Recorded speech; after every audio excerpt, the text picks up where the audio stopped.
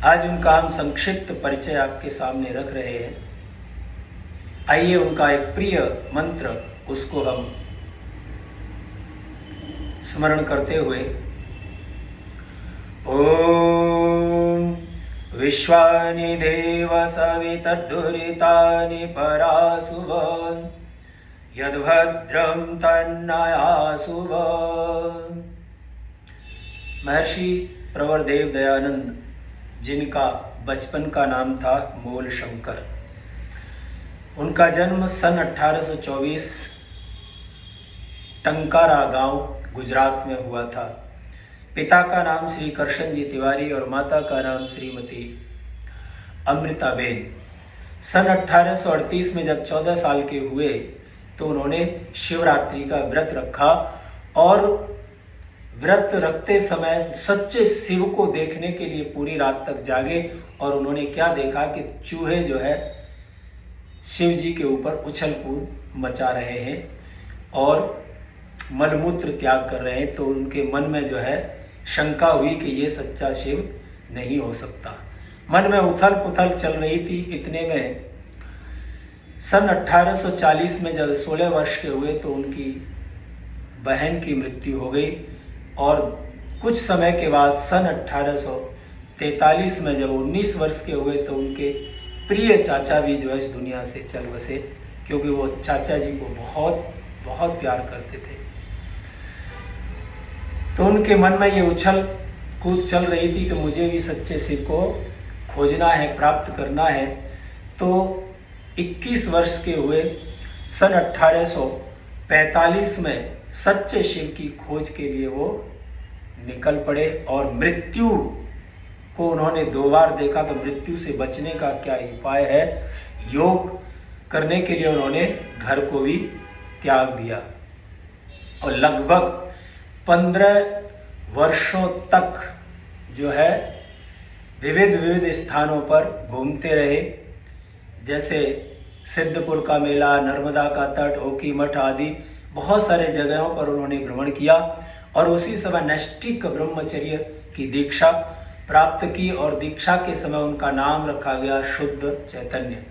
और कुछ समय के बाद ही स्वामी पूर्णानंद जी ने उनका नाम रख दिया स्वामी दयानंद सरस्वती। तो स्वामी दयानंद सरस्वती के नाम से जो प्रख्यात हुए, सन 1860 में स्वामी जी मथुरा में गुरु विरजानंद जी की कुटिया पर पहुंचे और दरवाजे को खटखटाया। तो दरवाजे को खटखटाने पर अंदर से आवाज आई कि कौन? तो महर्षि दयानंद कहते हैं कि मैं यही तो जानने के लिए आया हूं कि मैं कौन हूं। और दरवाजा खुल गया। 3 साल तक वेद आदि शास्त्रों का उन्होंने गुरु की सेवा करते हुए अध्ययन किया और उनके गुरु का नाम था स्वामी विरजानंद। 1863 में गुरुजी से गुरु दक्षिणा में अपना जीवन ही उन्होंने समर्पित कर दिया और गुरु से विदाई लेकर के वो समाज में निकल पड़े। सन 1866 में उन्होंने 3 वर्ष आगरा व उसके आसपास के क्षेत्रों में रह कर के स्वाध्याय, साधना, चिंतन और प्रचार प्रसार का कार्य किया। कुछ समय बाद ही सन 1867 में हरिद्वार में कुंभ का मेला लगा तो उन्होंने पाखंड खंडिनी पताका को ले जा करके वहां पर गाड़ दिया। ईश्वर व धर्म के नाम पर जो फैला हुआ पाखंड था उस पाखंड का खंडन करते हुए सर्वमेव यज्ञ कर डाला। इनके पास जो भी कपड़े लत्ते सारे थे सब कुछ दान दे दिए। और सन 1869 में काशी में शास्त्रार्थ हुआ और उनकी विजय हुई। बहुत सारे विद्वानों के समक्ष जो है स्वामी जी के सामने कोई टिक नहीं पाया। सन 1872 में कलकत्ता में प्रवास किया और उसी समय जो है किसी ने प्रेरणा दी तो वस्त्र धारण करना उन्होंने आरंभ कर दिया और प्रवचन वो संस्कृत में देते थे तो उन्होंने उस दिन से हिंदी में प्रवचन देना आरंभ कर दिया।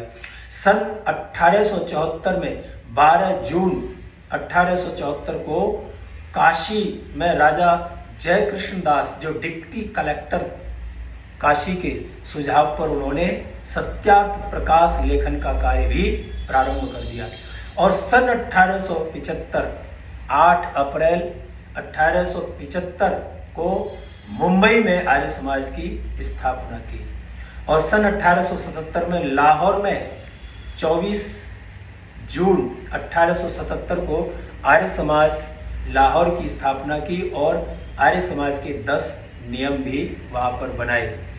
सन 1883 में 30 अक्टूबर 1883 अजमेर में विनायक कोठी में उन्होंने अपना शरीर भी त्याग दिया।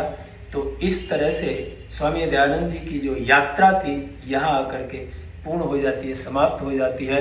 उनका कहना यही था कि मेरा अपना मत चलाने का लेश मात्र भी कोई उद्देश्य नहीं है, मैं सत्य को मानता हूँ और औरों से भी सत्य को मनाने का प्रयास करता हूँ। तो आर्य समाज का उद्देश्य भी यही था कि संसार का उपकार करना आर्य समाज का मुख्य उद्देश्य है। और उस नियम में एक बात और जोड़ी, सत्य के ग्रहण करने और असत्य के छोड़ने में सर्वदा उद्यत रहना चाहिए। ऐसे थे हमारे महर्षि प्रवर देव दयानंद और आज सारा विश्व उनकी प्रेरणाओं को अपने जीवन में धारण करता है। जो भी कुरीतियाँ और पाखंड थे, सारे कुरीतियाँ और पाखंडों पर आघात करते हुए सारी चीज़ों को उन्होंने दूर किया। जैसे कि स्त्रियों और शूद्रों को पढ़ने का अधिकार नहीं था, पढ़ने का अधिकार उन्होंने सबको दे दिया। और कहते हैं कि विधवाएं हो जाती थी माताएं तो उनको दूसरा विवाह करने का अधिकार नहीं था। वो भी बहुत सारे कार्य स्वामी जी ने किए। आगे फिर चर्चा करेंगे आगे के कार्यों के लिए। ये संक्षिप्त परिचय मैंने आप लोगों के सामने रखा। मैं समझता हूँ आपको थोड़ा कुछ नया चीज़, नया ज्ञान आपको प्राप्त